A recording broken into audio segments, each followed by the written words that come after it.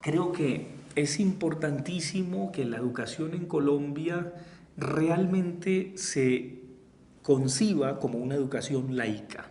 Este país ha sido terriblemente confesional y algo que me parece que es importantísimo contextualizar en un libro bello con Ana María Videgain que hicimos sobre la historia del cristianismo en Colombia, mostramos un poco cómo muchas de las cosas que el Estado no podía cumplir, papá Estado no podía cumplir, se las encomendó a mamá Iglesia.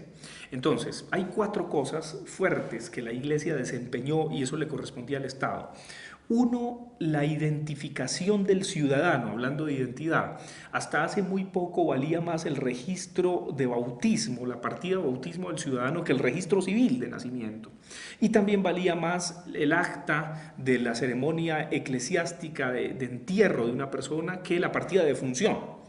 Y también, en términos de la identificación del ciudadano, hay un acuerdo con la Santa Sede en Roma y entonces todavía tiene efectos civiles el matrimonio eclesiástico. En un país laico como Francia, si usted se casa antes de ir a la notaría, a usted lo encarcelan usted, a su novia y el que lo casó, porque es el Estado el que lo casa. Después se casa por el rito que se le dé la gana. Pero aquí hay esa suerte de prórroga de algo que yo llamo un concubinato, un amangualamiento entre la iglesia y el Estado, o entre el trono y el altar que viene desde la colonia. Eso fue muy desgraciado porque aquí no vivimos un proceso de laicidad y mucho menos ni de secularización, que es separación de poderes, y tampoco de laicidad. Hasta hace unos años, no muchos, asistían al Consejo de Ministros el cardenal primado de Bogotá y el embajador de los Estados Unidos. Entonces eso es greco-quimbaya, esa es una democracia poco autónoma, ¿me entienden? Cuando el cardenal dice lo que es lo bueno, lo bello, lo recto y lo justo, pues es lamentable, es repugnante, primero repugnante y segundo deplorable.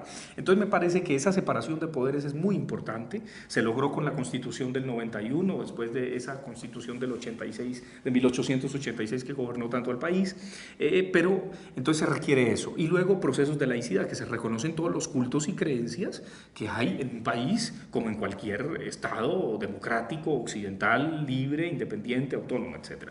Entonces la educación tiene que ser laica. Laica en lo privado y en lo público. Eso no quiere decir que los colegios católicos o protestantes o judíos no enseñen su fe, y ni que en todo el derecho, ni más faltaba, pero que no se le imponga una sola confesión a todo el mundo. Yo creo que eso es muy importante para la educación porque es lo que permite que el joven opte, que el joven vea posibilidades, no como hace tanto tiempo que se persiguió a los protestantes. Este país fue muy intolerante en materia religiosa. Entonces yo creo que hay que darle la posibilidad que muchas cosas quepan. Tenemos que cambiar al país y cambiar de mentalidad en ese sentido, para que todo quepa, no todo valga, eso sí no, porque si hay grupos satánicos que matan niños, eso yo no lo puedo permitir por el bien común en una democracia, pero sí que la mayor cantidad de voces que contribuyen a que convivamos se expresen, pero que no haya una preponderante por encima de las demás.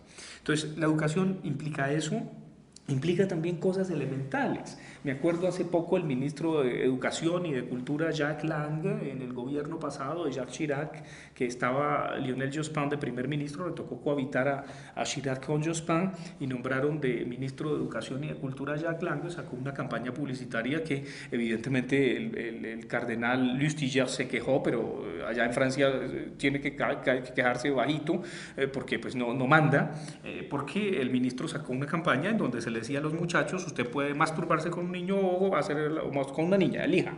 Eso era un escándalo. En Colombia hay que hacer eso.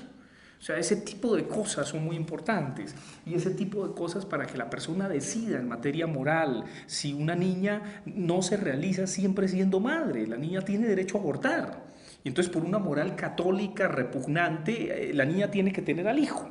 Entonces no, puede decidir. Y eso implica un paso en una democracia, pero es romper con una cosa que existe en la iglesia, que es una moral privada, puede ser muy linda, pues que los católicos, las católicas del Opus Dei no aborten, lindo, qué hermoso, qué buen testimonio, pero no implique que todas tengan que tener un hijo sin tener qué futuro darle al pobre niño. Entonces, esas opciones son muy importantes. Opciones en materia sexual y reproductiva, opciones en materia de identidad, opciones en materia de partido político. Hay curas todavía, sacerdotes en pueblos de Colombia que dicen por quién votar. Eso es greco-quimbaya, por Dios, es muy chistoso. No, el ciudadano tiene todo el derecho a optar, no que venga un monseñor a decir por quién hay que votar, de manera soterrada, no. Entonces, creo que esa independencia es muy sana. Separación de poderes, reconociendo que la iglesia ha dado identidad a este país. Entonces, a través de las misiones, pues allá llegó la iglesia y eso fue una labor muy importante porque el Estado no podía llegar. Entonces, ahí la iglesia cumplió una función importantísima. Otra cosa muy importante es que la iglesia tuvo que ver con las escuelas, colegios y universidades que educaron a las élites colombianas.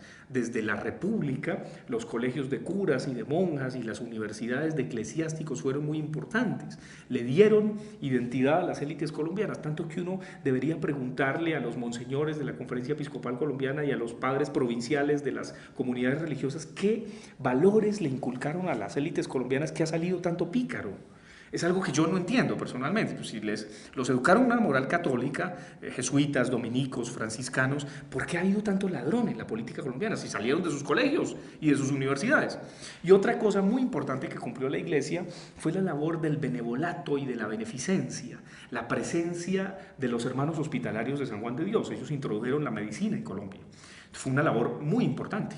Y esa presencia de cantidad de monjas y curas en regiones apartadas con circunstancias muy difíciles era lo que el Estado debía hacer y la iglesia lo hizo.